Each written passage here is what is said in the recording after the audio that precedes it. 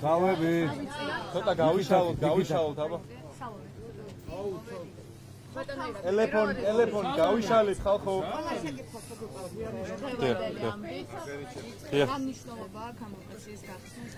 ირინა თავი. ეს ვესტუმრეთ ფოც, ვესტუმრეთ პირველ რიგში ნიჩბოს სტუმრის ბაზას, რომლის მშენებლობა დასრულდა, არის ძალიან მნიშვნელოვანი ობიექტი. რომელიც ხელს შეუწყობს სპორტის სამსახიობის კიდევ უფრო მეტად განვითარებას ბოლო წლებში ჩვენ გვაქვს საკმაოდ დიდი წარმატებები ამ სფეროში და რა თქმა უნდა გვჭირდება კიდევ უფრო მეტი წარმატება. კიდევ ერთხელ ვეთქვი რომ ეს ინფრასტრუქტურული ობიექტი ჩვენს წარმატებებს სპორტის სამსახიობაში კიდევ უფრო მეტად შეუწყობს ხელს. ყველას მინდა მადლობა გადავუხადო, ვინც იყო ჩართული ამ პროექტის განხორციელებაში. თეატროლოგიანის მინისტრობის პერიოდში გაჩნდა ეს იდეა და დაიწყო ამ პროექტის განხორციელება და მე მინდა თეატროლოგიანს გადავუხადო მადლობა ისევე როგორც ყველას, ვინც იყო ჩართული ამ პროექტის განხორციელებაში. ასევე დღეს ფოთში ჩვენ გავეცნობით თევზჭერის მიმართულებით პროგრესს და მიმართულებით რა თქმა უნდა კიდევ მეტი განვითარება გვჭირდება. ასევე ერთ-ერთი საჯარო სკოლის მიმდინარე სამუშაოებს გავეცნობით. მოკლედ დავინტერესდებით იმით, თუ როგორ ვითარდება სხვადასხვა მიმართულებით ჩვენთვის მნიშვნელოვანი ეს ქალაქი.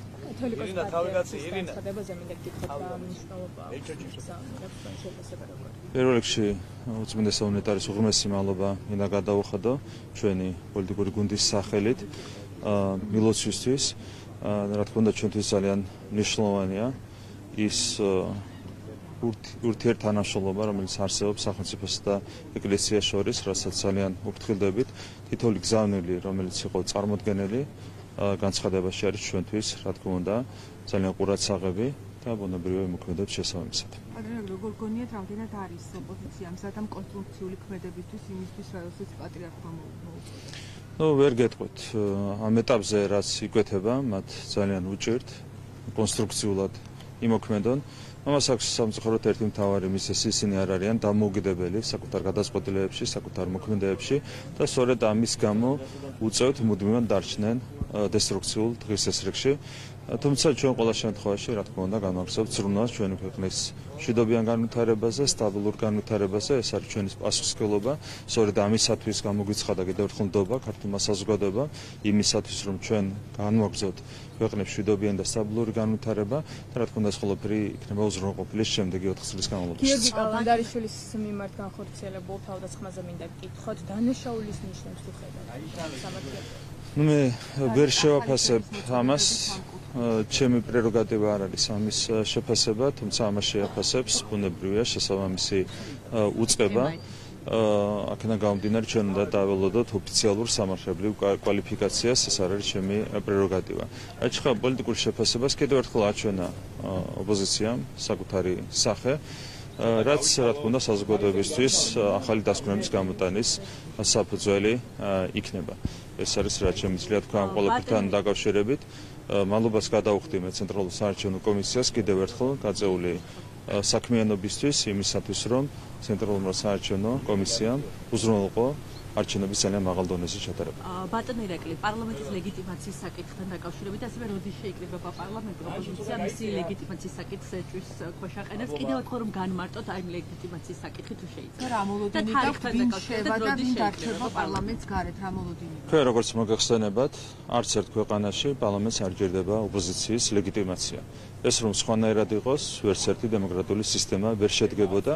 ერთადერთი ვისი ლეგიტიმაციაც სჭირდება ქვეყნის პარლამენტს, ეს არის მოსახლეობა, ეს არის ამომრჩეველი, ეს არის ქართველი ხალხი და სწორედ ქართულმა ხალხმა მიანიჭა პარლამენტს ლეგიტიმაცია. ეჭხა პარლამენტის პირველ შეკრებას, როგორც მოგეხსენებათ, ვადები არის დადგენილი საქართველოს კონსტიტუციით. ჩვენ ვარაუდობთ, რომ საქართველოს ჯერ კიდევ ფორმალური პრეზიდენტი სალომე ზურაბიშვილი კიდევ ერთხელ დაარღვევს საქართველოს კონსტიტუციას, არ დანიშნავს პარლამენტის პირველ სხდომას. ამ შემთხვევაში საქართველოს პარლამენტი ზუსტად მეათე დღეს არჩევნებიდან, უпростоრად ოფიციალური შედეგების გამოქვეყნებიდან ზუსტად მეათე დღეს, ანუ 25 ნოემბერს შეიკრიბება.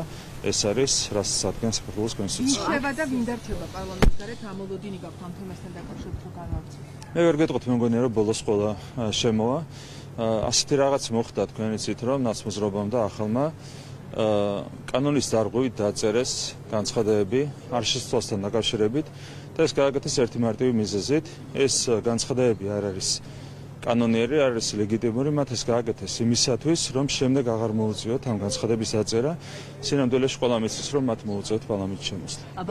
აქციასთან დაკავშირებით მინდა გითხოთ, დღეს არის თბილისში აქცია და არის საუბრები იმასთან დაკავშირებით, რომ ოპოზიცია არის დაკავებული რეგიონების მობილიზებით, მათ შორის სატრანსპორტო ხარჯებს უხდის აქციაზე წავშალოთ. ამაზეა საუბარი. ეს ყოველჯერზე ასე ხდება, რეგიონებიდან ჩამოყავთ, რა თქმა უნდა, ამისათვის პოლიცია ხარჯება, თუმცა ხედავთ, რომ ხალხის მობილიზება მათ არ შეუძლიათ, გამომდინარე იქიდან, რომ ხალხი მხარს არ უჭერს, ბუნებრივია, ოპოზიციას და მის მიერ გაცხადებულ გეგმებს. ხალხს უნდა მშვიდობა, ხალხს სჭირდება სტაბილური განვითარება და ეს არის ის, რაც მოხდება შემდეგი 4 წლის განმავლობაში.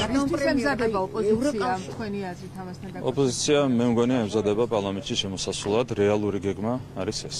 ევროკავშირის ახალი შემადგენლობა იწყებს 1 დეკემბრიდან მუშაობას, მათ შორის ანდრიუს კობილიუს თავდაცვისა და კომისიის საკითხებში ევროკომისრად აირჩიეს, ასევე იქნება მუდმივი მომხსენებელი რასა იუკნევიჩი საქართველოზე. ეს ადამიანები თქვენზე ამბობენ, რომ არჩევნები გააყალბეს და არ აღიარებენ ამ არჩევნებს. ესე იგი, ანტიდემოკრატიული ნაბიჯი ესე უწოდეს ანუ თქვენს მუშაობას და ამ არჩევნებს. ამ ფონზე როგორ წარმოგიდგენიათ ევროკავშირთან ურთიერთობა, ანუ ურთიერთობის გაგრძელება და ხვალ ბრიუსელში ევროკავშირის წევრი ქვეყნები საგარეო საქმეთა მინისტერიალი საქართველოს საკითხზე ინჯილებს რა სიტყვით ამაზე რა კომენტარი გაქვს რაც შეეხება შეჩერების საკითხით განიხილება სავარაუდოდ რაც შეეხება კონკრეტულ გვარებს ჩვენთვის კუბილიუსი და რასა არ არის საინტერესო მათთან თანამშრომლობის რესურსი პრაქტიკულად არის მთლიანად ამოწურული და ეს არის მათი მოქმედებების შედეგი. რაც შეეხება ზოგადად ევროკავშირთან თანამშრომლობას, ყველაფერი მიდის ისე, როგორც ჩვენ გვქონდა გათვლილი, დასრულდა ერთი არჩევნები საქართველოში, დასრულდა მეორე არჩევნები ამერიკის შეერთებულ შტატებში, დასრულდა ზუსტად ისე, როგორც ეს წარადგება საქართველოს ამერიკის შეერთებული შტატების და საქართველოს ევროკავშირის ურთიერთობების გადატვირთვას. ახლა არის კიდევ ერთი მესამე საკითხი დარჩენილი, ეს არის უკრაინაში ომის დასრულება და უკვე აქტიურად მიმდინარეობს საუბარი იმასთან დაკავშირებით, რომ უკრაინაშიც ომი მალე დასრულდება. რა თქმა უნდა, ამ სამი მოვლენის, ასე ვთქვათ, დასრულების შემდეგ ყველაფერი წავა დადებითი მიმართულებით. ჩვენ დარწმუნებული ვართ, რომ თვისებრივად გადაიტვირთება ურთიერთობები, როგორც საქართველოს ამერიკის შეერთებულ შტატებს, ასევე საქართველოს ევროკავშირის შორის. ეს აბსოლუტურად არასერიოზულია. ეს ყველაფერი აბსოლუტურად არასერიოზულია. კიდევ ერთხელ გავიმეორებ, ყველაფერი წავა მე ასე მგონია დარწმუნებული ვარ ურთიერთობების თვისებრივი გადატვირთვისკენ, რაც არის ჩვენთვის მნიშვნელოვანი. თქვენ მოგახსენებათ, რომ ევროკავშირში ინტეგრაცია არის საქართველოს უმთავრესი საკრებულო პოლიტიკური პრიორიტეტი და ყველაფერს გავაკეთებთ იმისათვის, რომ ეს ამოცანა შესრულდეს. ამისათვის ჩვენ 4 წლის თავზე გვექნება შესრულებული ასოცირების შეთანხმებით და თავისუფალი ვაჭრობის შეთანხმებით გათვალისწინებული ვალდებულებების 90%-ზე მეტი. ეს არის ჩვენი პასუხისმგებლობა საზოგადოების წინაშე. კალენდარზე გითხავთ, აი, როცა დაუჟილი არიან ესე ხაბეიშვილს ვინც ცემა, კაცარავა ვინც ცემა, ასევე არის ბორის ყურვა კაცარავას სასტიკად გაუსწორდა და დღემდე დაუჟელი არის და კიდე სხვები.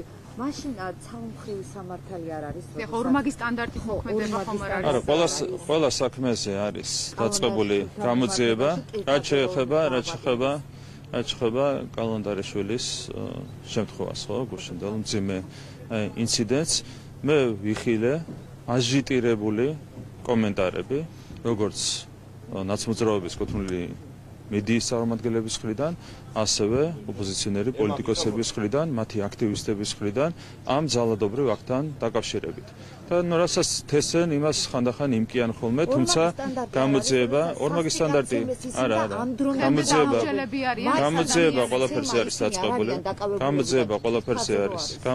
ყველაფერზე არის დაწყებული. ორმაგი სტანდარტი არის სწორედ ეს. როცა მაგალითად ზურაბ გირჩი ჯაფარიძე იმედის ერთ-ერთ ჟურნალისტთან ტიროდა იმასთან დაკავშირებით, რომ გამოძიებები არ არის დასრულებული და მეორე მხრივ ეს ადამიანები არიან აჟიტირებული ძალადობრივი აქტის გამო. სწორედ ეს არის ორმაგი სტანდარტი. მადლობა. მადლობთ. ჩვენი დავასრულოთ. ხანებმა უნდა გამოიაროს და მოახალეთ ზემოდარი.